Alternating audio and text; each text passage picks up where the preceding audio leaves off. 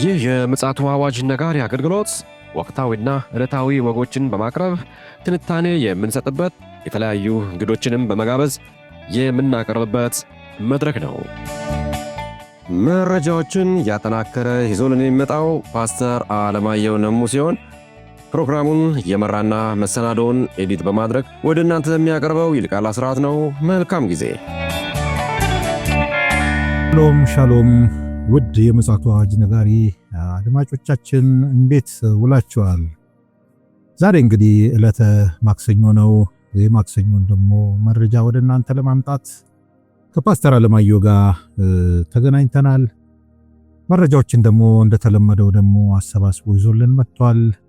በጣም ወሳኝ የሆኑ መረጃዎችን ያቀብለን እንግዲህ ተገናኝተናል ማለት ነው።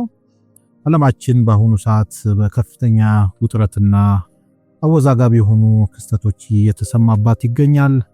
እነዛ መረጃዎች ደግሞ ለኛ ደግሞ የማንቂያ ደወል ሆነው ስለሚሆኑ ሁላችንም እንግዲህ ንቁና ዝግጁ ሆነን ጌታ ኢየሱስ ክርስቶስን መምጣት እንድንጠባበቅ ከወዲሁ ደግሞ ማሳሰብ እንወዳለን።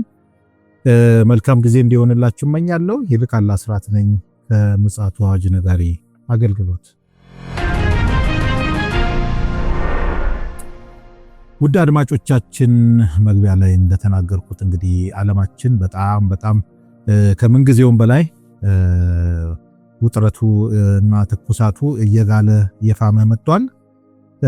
በተለይም ደግሞ በመጽሐፍ ቅዱስ ውስጥ የተነገሩት ትንቢቶች ሁሉ ፍጻሜያቸውን እያገኙ ነውና እኛ ግን የት ቦታ ላይ እንዳለን ራሳችንን እየጠየቅን ከፓስተር አለማየሁ ጋር ወደምናደርገው ውይይት እናመራለን። መረጃዎችን ይዞልን መጥቷል። በቅድሚያ ሰላምታ ላቅርብና መረጃዎችን ደግሞ ያካፍለናል ማለት ነው። ሰላም ላንተ ይሁን ፓስተር፣ እንዴት አለ? እንደምን አለ ወንድም ይልቃል።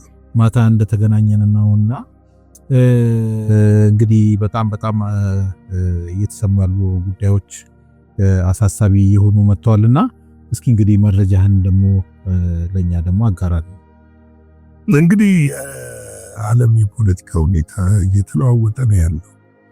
እየተለዋወጠ ስልህ በጣም በሚያስገርም ሁኔታ ትናንትና የተወሰነ ዛሬ የሚሻርበትና እንዴት ነው ግልብጥብጥ ያለ ዓለም ነው። ዲፕሎማሲው ራሱ ግልብጥብጥ ነው፣ በጣም ግልብጥብጥ ያለ ነው። ይህንን የቻልኩበት ምንድነው ባለፈው ዓርብ ዕለት ከፕሬዚዳንት ዶናልድ ትራምፕ ከዘለንስኪ ጋር አውርተው ነበረ እና የተነጋገሩት ነገር ብዙ ነገር ይፋ አልሆነም ነበረ እና በትናንትናው ዕለት በስብሰባው ላይ የነበሩ አንድ ከፍተኛ የአሜሪካ ባለስልጣን ያለውን ሁኔታ ይፋ አድርገዋል።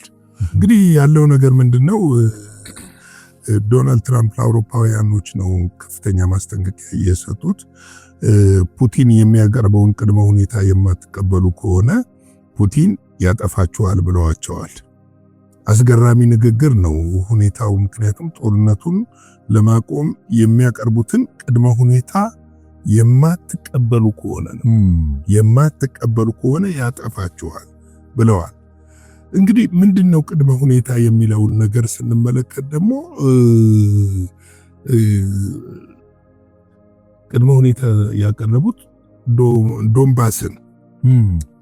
ዶንባስን ሙሉ ለሙሉ ለራሽያ አሳልፋ እንድትሰጥ ነው ዩክሬን የሚፈልገውና ሙሉ ለሙሉ ለራሽያ አሳልፋ እንድትሰጥ ነው። ሌላው ደግሞ ራሽያ ዛፖሪዣንና ምንድነው ኬርሶንን ለሩሲያ ለፑቲን ማነው ለኬብ ትመልሳለች፣ ለዩክሬን ማለት ነው።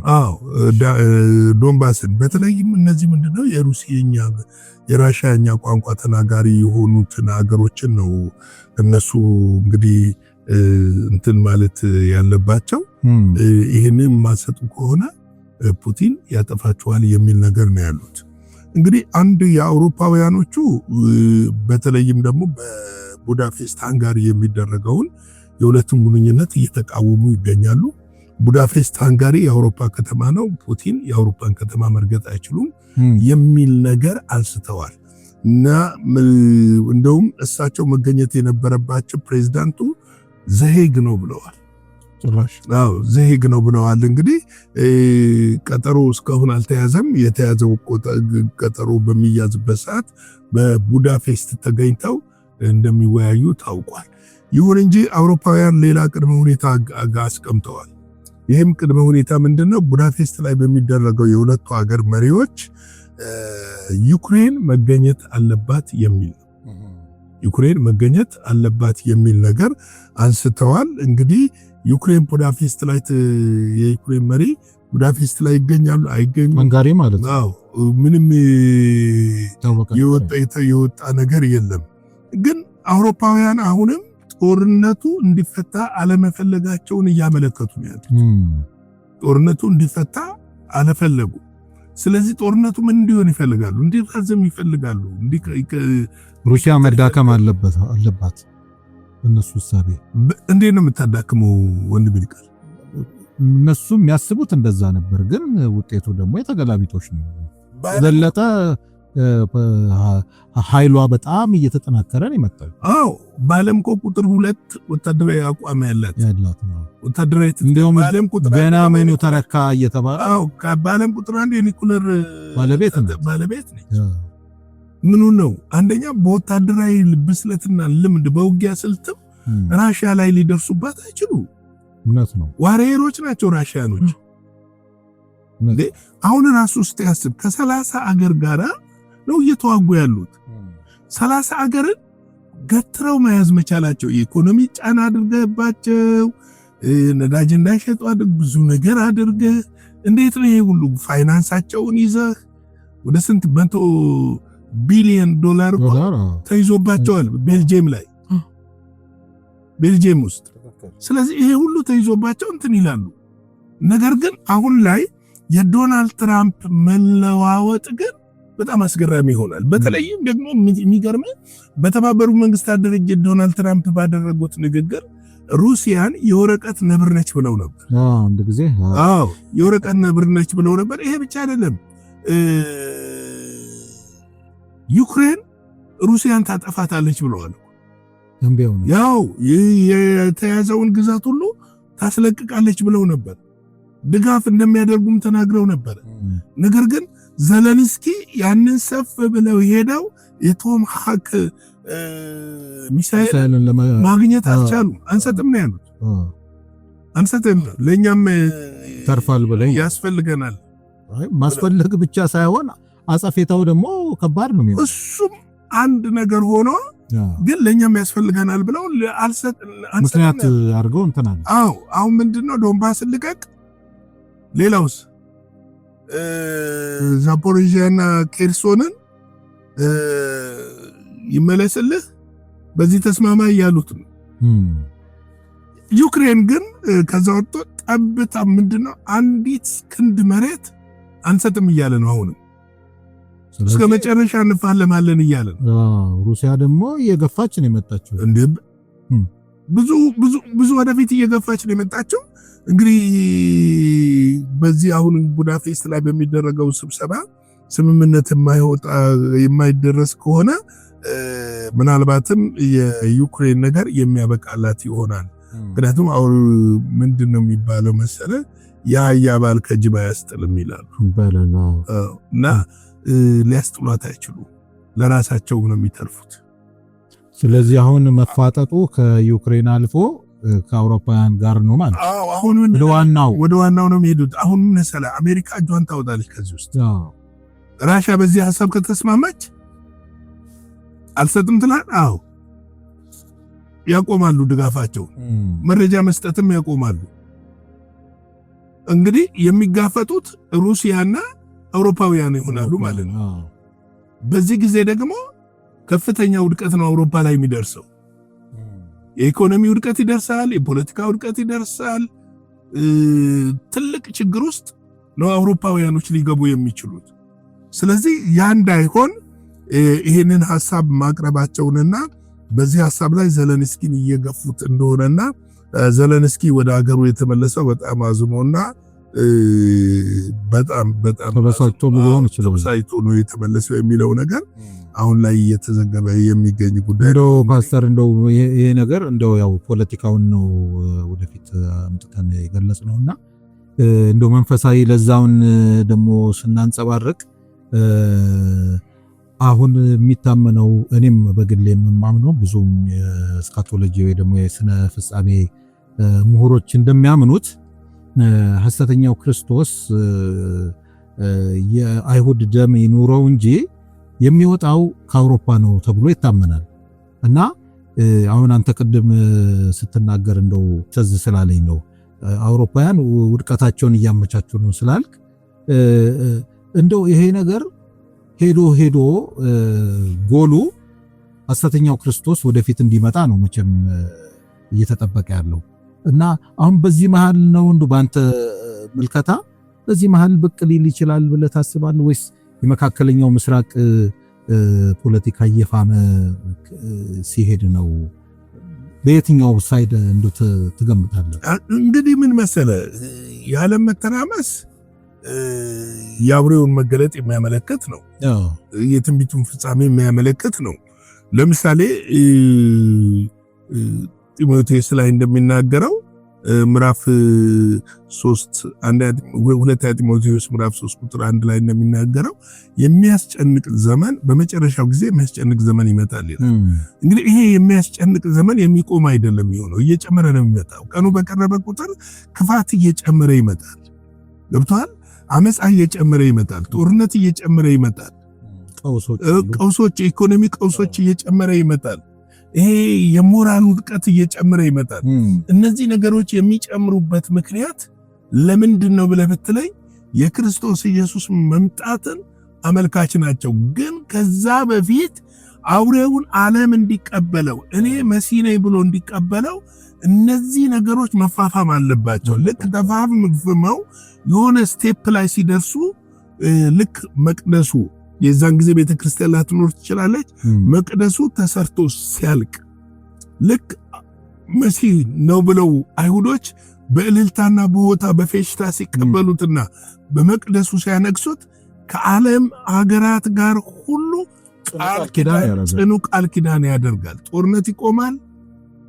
ተመልከት፣ ጦርነት ይቆማል። ሰላም ይሆናል። የኢኮኖሚ መረጋጋት ይፈጠራል። ክርስቶስ ተገለጠ ብለው ሁሉም አጨብጭቦ ይቀበለዋል።